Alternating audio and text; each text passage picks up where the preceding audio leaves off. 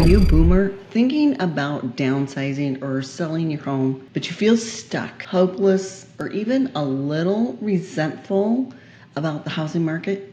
So you're not alone. Right now, the U.S. economy is what experts called bifurcated. Some people are doing fine, but millions of households across all generations are struggling. Even Meredith Whitney, who famously predicted the 2008 financial crisis, says the housing slowdown today is a symptom of something bigger, a divided economy and a lock-in effect. And that's not just hitting young people and the next generation and first-time homebuyers. It's hitting boomers and downsizers. So today, let's talk about why the housing market feels stuck, what investors are doing, why this isn't another 2008 crash, and where both sellers and buyers can find hope moving forward. Let's start with the slowdown. Sales volumes are down. They are down. People aren't moving as much, not because they don't want to, but because costs everywhere are higher. Lock-in effect. Many boomers and longtime homeowners are sitting on low mortgage rates and they hesitate to trade up or down into something with a much higher payment. Downsizers often realize that a smaller home doesn't actually save them money once they add in today's mortgage rates, property taxes, and other costs. Younger generations feel shut out due to high prices, while older sellers, or boomers, which we all have heard about, they just feel trapped. So it's not just millennials and Gen Z or any other first-time homebuyer that feels stuck. Even boomers feel stuck. They've worked hard. They've bought wisely. And some have owned for a really long time before the frenzy of the hedge funds stepping in and buying up single-family homes for rentals. And the iBuyers too. And every kind of other investment group, especially foreign investors, which we really focused on.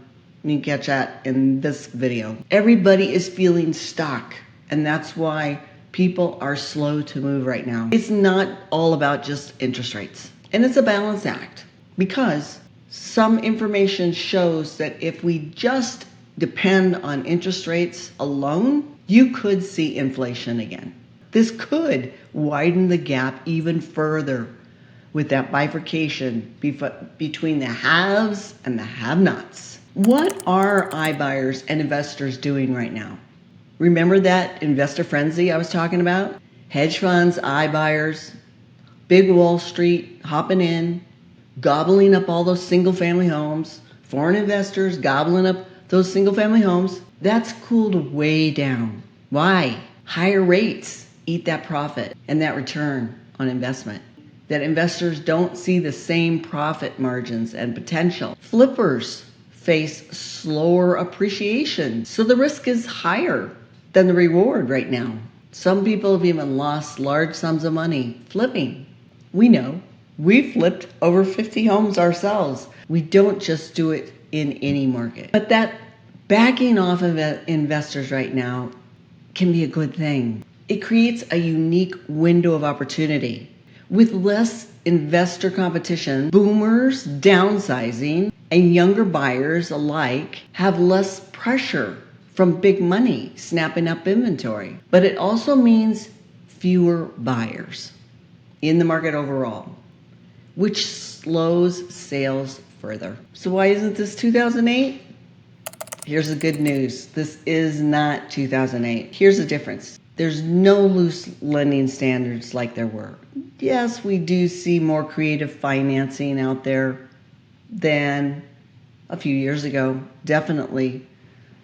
But it's not rampant loose lending like we had. You have to qualify. You have to show you have a job. The majority of the time, you have to show you have a job, a renter for that home. You have to prove things. Before, there were liar loans. You could tell them anything and that you could get a loan. Number two, there's no distressed sellers. There's a graph showing, especially in Arizona, the difference between distressed sellers now, currently, and what it was like historically in 2008. If you don't have that amount of distressed sellers, you don't have that need to just sell at any price. So homeowners today generally have good amounts of equity and not the high debt problems like in 2008.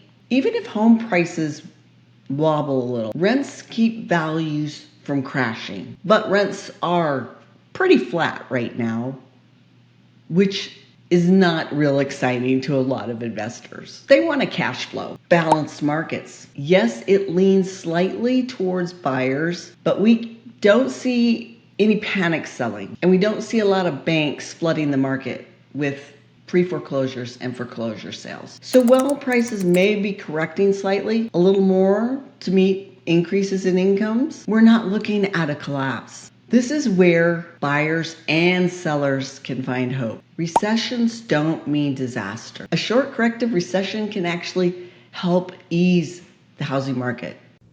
You can see based on a lot of these articles out there that people have an expectation of a recession anywhere from 30% to 60%, which will impact spending. Even when you ask different AIs out there, there is a chance of recession. Sellers and buyers adjust to that new norm of meeting in the middle.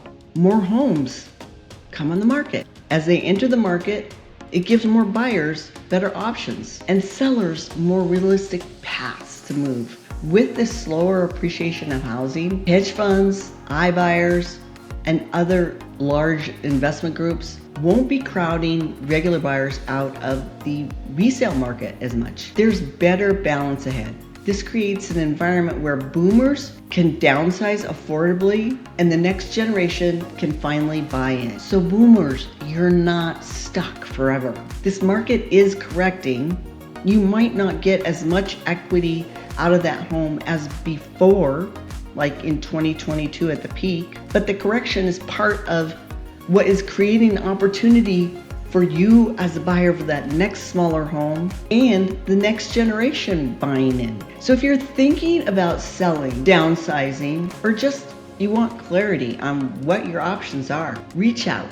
We'd love to help you map out a plan that makes sense in today's shifting market. Remember, 2008 was about collapse. Today is about correction. And corrections bring opportunity if you're ready to act at the right time and with the right agent. I'm Mel with the Mark and Mel team, eXp Realty, and for over 30 years, we have helped home sellers and home buyers in all kinds of markets. And we love to help you. So give us a call, text, or email, or click on the link below to see what homes are selling for in your area. Thanks, and we'll see you next time.